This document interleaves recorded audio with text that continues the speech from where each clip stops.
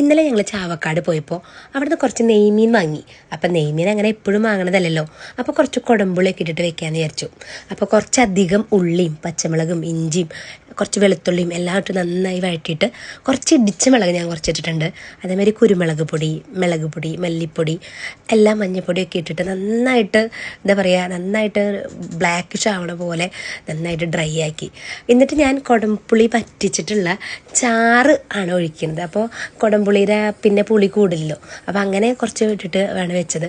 അത് അതിൻ്റെ കൂടെ തന്നെ കുറച്ച് നാളികേരപ്പാലിനൊരു പ്രത്യേക ടേസ്റ്റാണല്ലോ. അപ്പോൾ കുറച്ച് നാളികേരപ്പാലും കൂടി ഒഴിച്ച് ആ ഒരു കുറുതായതിന് ശേഷം മീനിട്ടിട്ട് വെക്കുമ്പോൾ കുറച്ചും കൂടി നല്ലതായിട്ട് എനിക്ക് ഫീൽ ചെയ്യാറ്.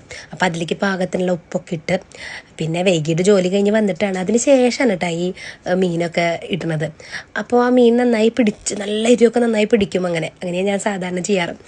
അപ്പോൾ ഈ കോലാണ് ഇന്ന്. എന്താണെന്ന് വെച്ചാൽ ജോലി കഴിഞ്ഞ് വന്നിട്ട് ആണ് വെക്കണത്. അതുകൊണ്ട് തന്നെ ഈ വീഡിയോ ഇടുന്നതും കുറച്ച് നേരം വൈകിട്ടാണ്. അതൊക്കെ കഴിഞ്ഞിട്ട് വേണമല്ലോ. ജൂഡിമോൾ ഇവിടെ വന്ന് നന്നായി കാത്തിരിക്കുന്നുണ്ടായിരുന്നു. പിന്നെ എല്ലാം കഴിഞ്ഞ് കഴിഞ്ഞാൽ കുറച്ച് മുളക് പൊടി ഇട്ടിട്ട് ഇത് കാച്ചണം നിർബന്ധമൊന്നുമില്ല, എന്നാലും കാച്ചിയ ഒരു ഭംഗി ഉണ്ടാവുമല്ലോ.